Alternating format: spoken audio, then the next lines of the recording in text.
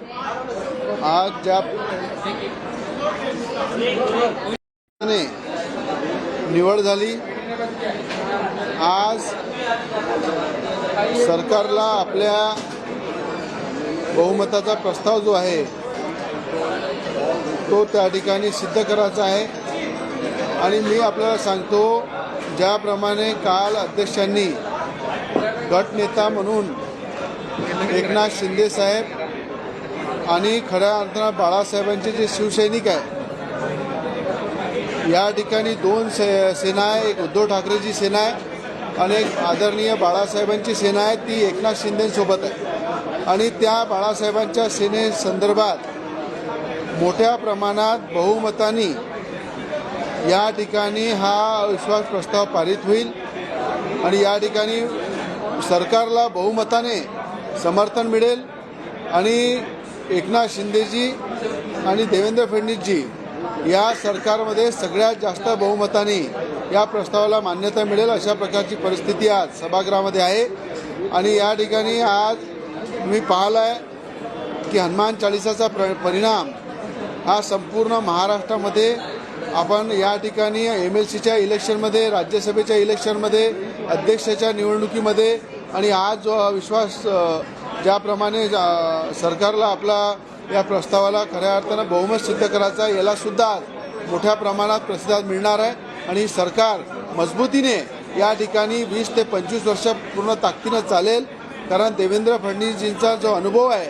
हा एकनाथ शिंदेजींच्या मोठ्या कामात येणार आहे। आणि या सरकारला ज्याप्रमाणे 2.5 वर्षही थांबलं होतं, हे मोठ्या प्रमाणात धावणार आहे आणि ताकदीनं विकासाचे पाऊल या महाराष्ट्रातल्या कानाकोपऱ्यामध्ये पडेल, हा विश्वास प्रत्येक आमदाराला आहे। आणि याच विषयावर आज खऱ्या अर्थानं एकनाथ शिंदेजी आणि देवेंद्र फडणवीसजींना बहुमताने या प्रस्तावाला मान्यता मिळेल। आणि दूसरा विषय, इसी को लेकर हिंदी सवाल पूछूंगा आपसे कि शरद पवार ने कहा है कि मिड टर्म इलेक्शन लग सकते हैं, ये सरकार जो है 6 महीने के अंदर गिर सकती है, ऐसा शरद पवार का कहना है। आपका इसके ऊपर क्या कहना है, कितने कॉन्फिडेंट है आपकी ऐसा? मैं आपको कहना चाहूँगा कि पवार साहब का जो स्टेटमेंट है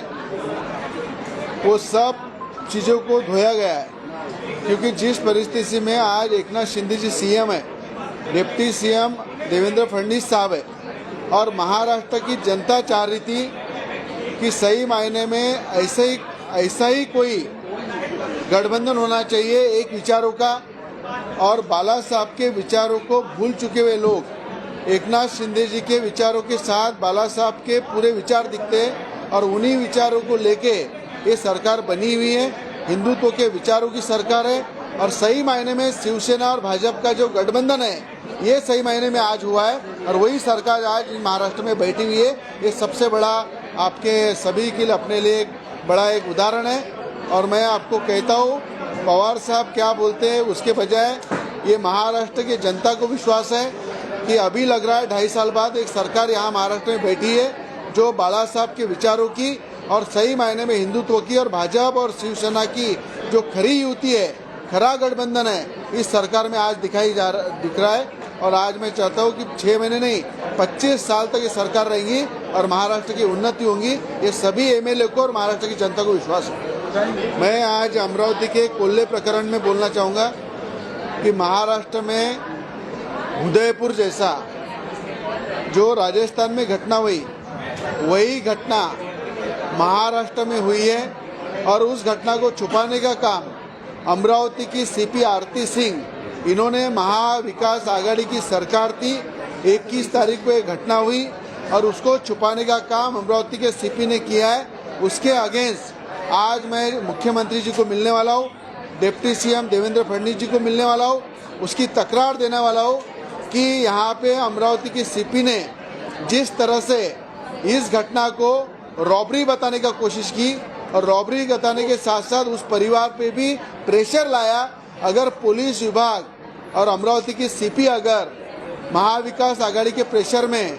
उस कुल्ले परिवार पे प्रेशर लाती है कि आप रॉबरी करके हमारे पास कंप्लेंट दो और किसी भी तरह का स्टेटमेंट बाहर देना नहीं, किसी प्रकार का उल्लेख, ये जो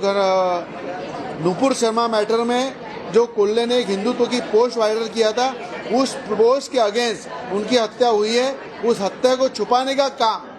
अमरावती के सीपी ने किया है। उनके परिवार को दहशत में रखा हुआ है, इसलिए उसके अगेंस्ट मैं कंप्लेंट करने वाला हूँ कि अमरावती सीपी का निलंबन होना चाहिए। पुलिस अमरावती की जो है, जो कोल्हे परिवार के साथ सही मायने में एक दहशत जैसी वागणूक वहाँ पे कर रही थी और महाविकास आघाड़ी के प्रेशर पे इस प्रकरण को रॉबरी की तरफ डाइवर्ट कर रही थी, पर रॉबरी नहीं है। हिंदुत्व को मानने वाले, हिंदुत्व के विचारों पे चलने वाले एक कोल्हे परिवार,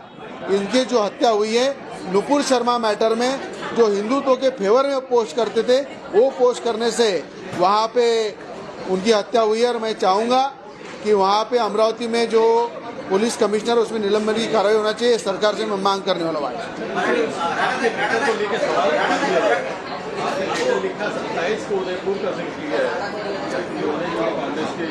21 तारीख को कोल्हे जी का जो हत्या हुई है, वो हत्या के बाद बार बार अमरावती की सांसद नवनीत राणा ने अमरावती की सीपी को पूछा इस हत्या के पीछे क्या कारण है। उन्होंने बार बार ये कहा कि ये रॉबरी है, पर जब उनका परिवार कह रहा था, कई दिनों से उनको धमकियां आ रही थी और नुपुर शर्मा के समर्थन में कोल्हे ने जो पोस्ट किया था, वो पोस्ट के कारण उनको धमकियां आ रही थी और उनकी हत्या हुई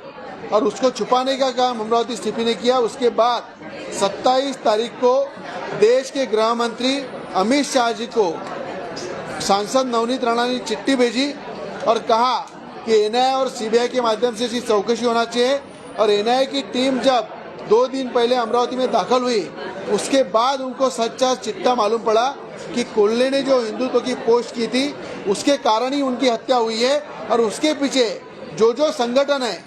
जो इसके पीछे रणनीति करने वाले हैं, उनके सबके चेहरे सामने आने वाले हैं। और पुलिस आयुक्त ने इस बात को छुपाया, उस परिवार को प्रेशर लाया और उसको रॉबरी में कन्वर्ट करने का काम किया। उस पुलिस आयुक्तों पे भी जिस तरह से उदयपुर के अंदर अधिकारियों पे निलंबन हुआ, कार्रवाई हुई, उसी तरह उसी प्लान के आधार पे मुख्यमंत्री और डिप्टी सीएम जी से मैं मांग करने वाला हूँ कि वहाँ के सीपी को निलंबन करना चाहिए।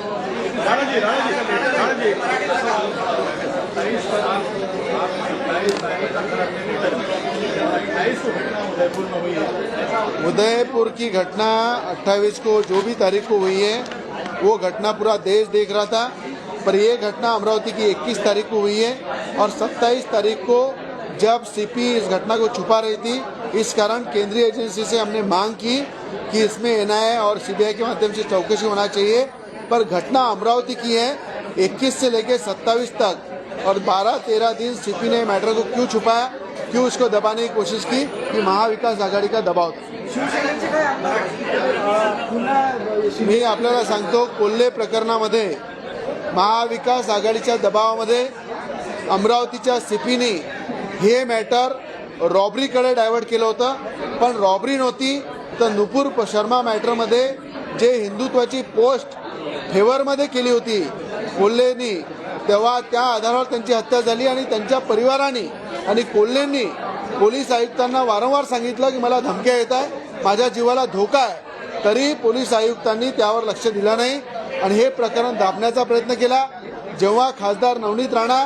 यांनी देशाचे गृहमंत्री अमित शहाजींना विनंती केली की एनआयए आणि सीबीआयच्या माध्यमाने चौकशी झाली पाहिजे, आणि एनआयएची टीम पोहोचल्यानंतर त्या ठिकाणी त्यांनी केलेला व्हॉट्सअप, हिंदुत्वाच्या विचाराचे कोल्हेजी यांची जी हत्या झाली, याच्या मागे कुठल्या संघटना आहे, कुठल्या राजकीय शक्ती आहे, आणि पोलीस आयुक्त यांनी हे प्रकरण जे 10 ते 12 दिवस दाबलं, यावर उदयपूर सारखं त्यावर निलंबनाची कारवाई पोलीस आयुक्तावर झाली पाहिजे। हे एकनाथजी शिंदेजी सीएम आणि डेप्टी सीएम देवेंद्रजी फडणवीस यांच्याकडे मी मागणी करणार आहे, आणि ही कारवाई तुरंत झाली पाहिजे, अशा प्रकारचा मी आग्रह करतो।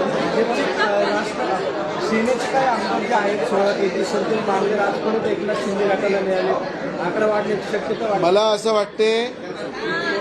पार्लमेंटमध्ये विनायक राऊत हे शिवसेनेचे त्या ठिकाणी ते प्रमुख आहे, त्या ठिकाणी गटनेता आहे, आणि अनेक खासदार या सगळ्यांची इच्छा आहे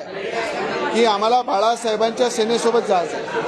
आणि बाळासाहेबांच्या सेनेसोबत म्हणजे एकनाथजी शिंदेजी सोबत। आणि मला असं वाटते मोठा राजकीय भूकंप या 18 खासदारापैकी 15 खासदार हे खऱ्या अर्थानं बाळासाहेबांच्या विचारासोबत एकनाथ शिंदेसोबत जायला तयार आहे. जसा महाराष्ट्रामध्ये राजकीय भूकंप झाला